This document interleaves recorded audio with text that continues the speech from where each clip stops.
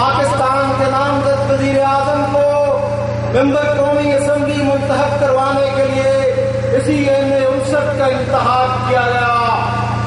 जिला अटक की 72 यूनियन काउंसिलों के सारे नाज़मीन एक जानिब खड़े थे। जो झुकाया जा सकता था उसे झुका लिया गया, जिसे दबाया जा सकता था उसे दबा लिया गया, जिसे खरीदा जा सकता था उसकी कीमत अदा कर दी गई। लेकिन पूरी जिला असेंबली के अंदर एक फर्द ऐसा था कि जिसने बिकने से इनकार कर दिया, जिसने झुकने से इनकार कर दिया। हाँ, वो मेरा और आपका कायद था, यूनियन काउंसिल पिंड मेरी का नाज़िम, जमात इस्लामी जिला अटक के अमीर, नौजवानों के कायद, बुजुर्गों के कायद, मैं दरखास्त कर रहा हूँ आपसे मुखातिब होने के लिए जमात इस्लामी जिला अटक के नौजवान अमीर उम्मीदवार सूबाई असेंबली PB 17 जनाब इकबाल खान साहब से वो तशरीफ लाए और आपसे मुखातिब हो। वस्सलातु वस्सलामु अला सय्यिदिल अंबिया वल मुरसलीन व अला आलिहि व अस्हाबिहि अजमईन। अम्मा बाद फअऊज़ु बिल्लाहि मिनश शैतानिर रजीम। बिस्मिल्लाहिर रहमानिर रहीम। या अय्युहल्लज़ीना आमनुत्तक़ुल्लाह व कूनू मअस सादिक़ीन। ए ईमान वालो, अल्लाह से डरो और सच्चे लोगों का साथ दो। सदक़ल्लाहुल अज़ीम। मोहतरम डॉक्टर फरीद अहमद पराचा साहब, जनाब प्रोफेसर मोहम्मद इब्राहिम खान साहब, जनाब सरदार अमजद अली खान साहब, मोहम्मद इकबाल मलिक साहब, स्टेज पर तशरीफ फरमा, मुअज़्ज़ज़ शख्सियात, समाजी शख्सियात, उलमाए किराम, मेरे नौजवान भाइयों, बुजुर्गों, दोस्तों, अस्सलाम वालेकुम।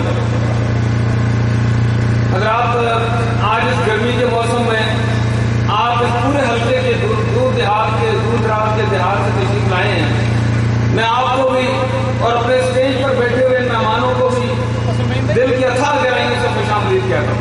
ये मैं अल्फाज की बात नहीं है, हकीकत में इनकी रूह के मुताबिक आप उस बात को समझें। इस वक्त हमारे पास जो स्टेज पे लोग बैठे हैं, सरदार अमजद अली खान साहब ने इनके बारे में बताया है कि असेंबलियों और सेनेट से अपने साफ दामन के अलावा कुछ भी नहीं लेके आए। अगर आपको दरवेशों की तलाश है, अगर आपको औलिया अल्लाह की तलाश है, तो ढूंढे जमात इस्लामी के किसी साबिक MLA को, किसी MPA को, किसी सेनेटर को। इस दौर के अंदर चलता फिरता वलीउल्लाह आपको नजर आएगा। मेरे भाइयों, आसान बात नहीं है, आसान बात नहीं है कि करोड़ों की पेशकशें हो रही हों, अरबों के नोट आपके सामने ब्रीफकेसों की सूरत में खुले पड़े हों और उस सूरत में इंसान अपने आप को उससे रोक ले। मैं आपसे पूछता हूँ, क्या ये आसान बात है? बहुत मुश्किल बात है। ईमान वाले इससे बच सकते हैं और वो ये लोग आपके सामने हैं। और खुशकिस्मती है हमारी कि हमारे सामने कौमी असेंबली और सेनेट दोनों के साबिक मेंबरान यहाँ पे तशरीफ फरमाए। आप इनसे पाकिस्तान की पूरी कहानी सुन सकते हैं। मैं तो आपके मसाइल की बात करूंगा और आपके मसाइल की बात मेरे भाइयों मैं किस किस तरह से करूं और कौन कौन सा मसला है। गलियों नालियों से लेकर गैस तक का मसला।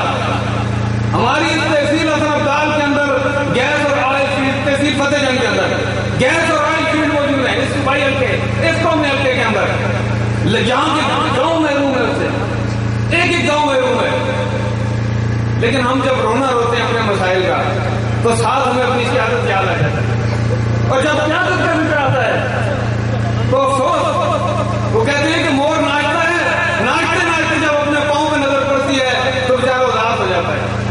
हम अपने मेयार इंतखाब को जब देखते हैं तो हम फिर उदास हो जाते हैं, पशेमान हो जाते हैं, नादिम हो जाते हैं। चंद दिन पहले एक मजलिस में बैठे एक बुजुर्ग शौकत अजीज साहब को गालियां दे रहे थे, तो मैंने उनसे कहा, और मैं आपसे भी ये कहता हूं, डॉक्टर असलम साहब ने कहा, वो जिक्र किया उस इलेक्शन का। मेरे भाइयों, इस गुनाह से अल्हम्दुलिल्लाह ये जमात इस्लामी की तरबियत है कि उस गद्दार को मुंतखब करने के गुनाह से जमात इस्लामी के लोगों का दामन साफ है।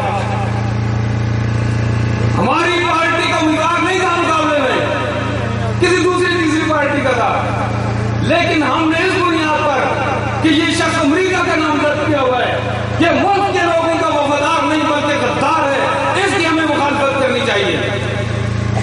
اور اس حلقے کے قومی اسمبلی کے حلقے کے 24 یونین کونسلوں میں سے 23 کے ناظم اس کے ساتھ تھے. اور میں آپ سے یہ گزارش کرتا ہوں آپ انہیں ڈھونڈیں اور ڈھونڈنے کی ضرورت نہیں پڑے گی.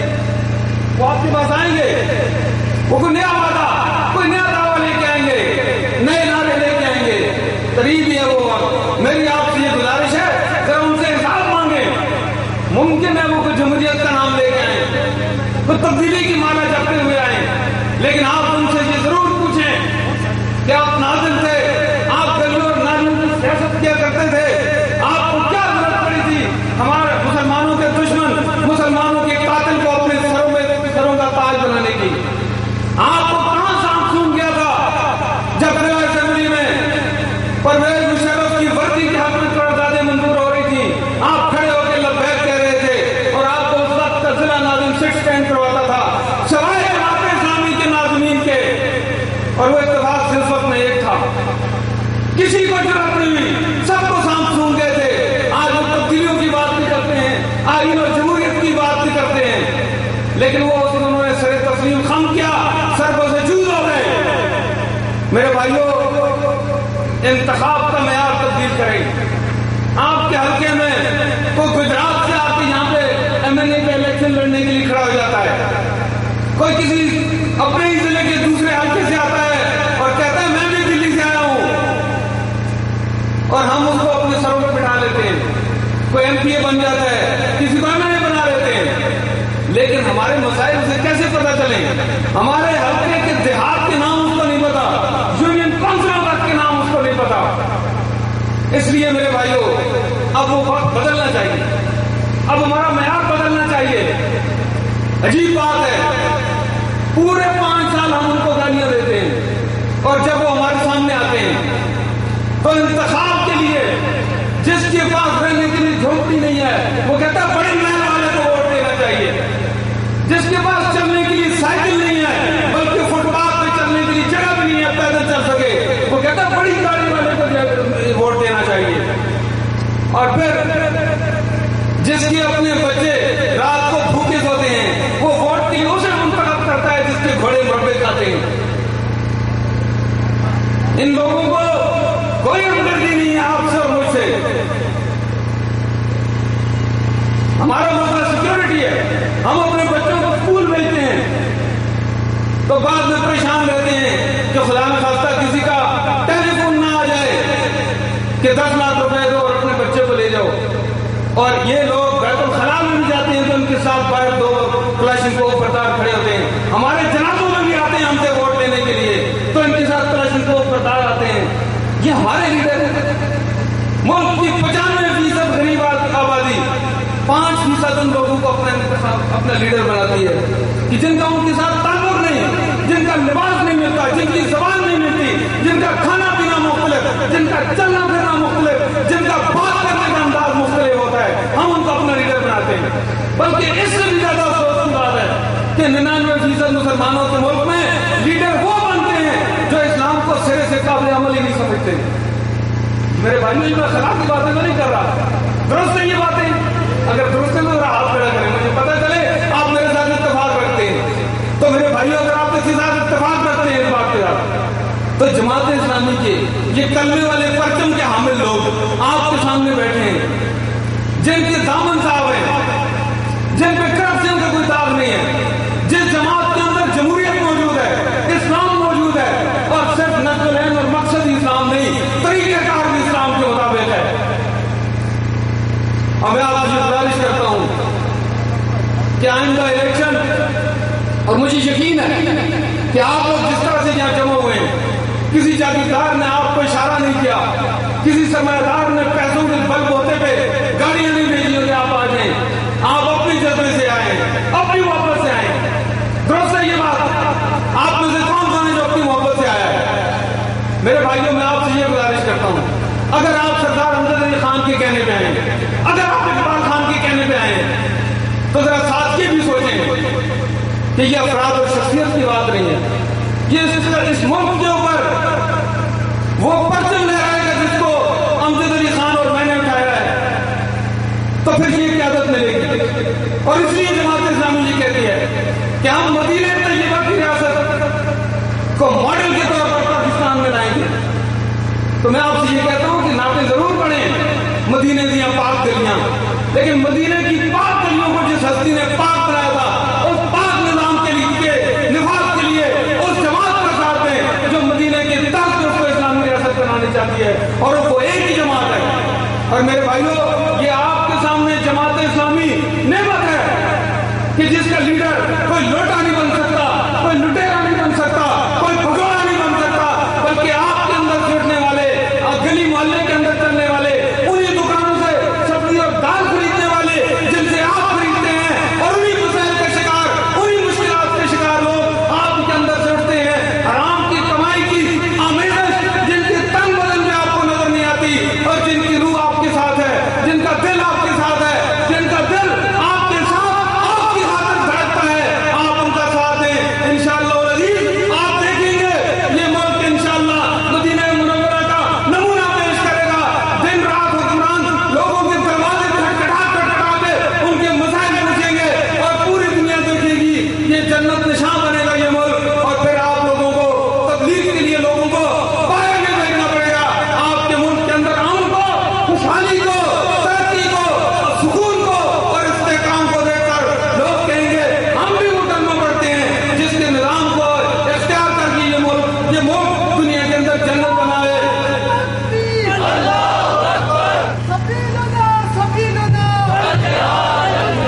میرے بھائیوں، میں ایک دفعہ پھر آپ کا شکریہ ادا کرتا ہوں، محترم پروفیسر صاحب کا بھی، ڈاکٹر فرید احمد پراجا صاحب کا بھی، دیگر قائدین کا بھی، آپ تمام بھائیوں کا، نوجوانوں کا، دوستوں کا، بزرگوں کا، سب کا شکریہ ادا کرتا ہوں. لیکن آپ سے یہ بھی گزارش کروں گا کہ یہ آخری جلسہ نہیں ہے. ویسے تو الحمدللہ ہم نے پورے ضلع میں ہر صوبائی حلقے کی بنیاد پر ایک بڑا جلسہ کیا ہے، بڑے بڑے جلسے کیے ہیں، لیکن یہ آخری جلسہ نہیں ہے. اس کو آپ پہلا جلسہ سمجھیں، لیکن اس کو پہلا قدم سمجھیں. میں آپ سے یہ کہتا ہوں کہ اگر آپ تبدیلی لانا چاہتے ہیں اپنے لیے اور اس شیطانی چکر کو ختم کرنا چاہتے ہیں کہ آپ کی دولت کو جمع کر کے لوگ آپ کے اوپر احسان کر کے اس میں تھوڑا بہت خرچ کرتے ہیں، زیادہ اپنی جیب میں ڈالتے ہیں، بیرون ملک اپنے بینکوں میں بھیجتے ہیں، اس شیطانی چکر کو اگر آپ ختم کرنا چاہتے ہیں تو آپ نکلیں، آپ اٹھیں، اپنے اس کلمے والے پرچم کو اپنے گھروں کے اوپر لے رہے ہیں، آپ کے گھروں کے اوپر.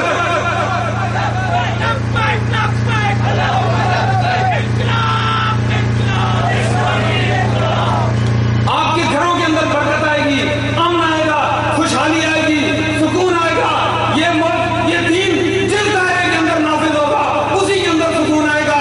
اگر آپ چاہیں گے آپ کے گھر میں یہ دین نافذ ہو تو آپ کے گھر میں سکون آئے گا، آپ کے محلے میں نافذ ہو تو وہاں ترقی ہوگی. اور اگر آپ کے ملک کے اندر یہ دین غالب آئے، یہ کرنے والا پرچم حکمران بن جائے تو اس ملک کے اندر خوشحالی آئے گی. اللہ تعالیٰ ہمیں جیتے جی اپنی آنکھوں سے وہ منظر دیکھنے کی توفیق عطا فرمائے. وما علینا الا البلاغ.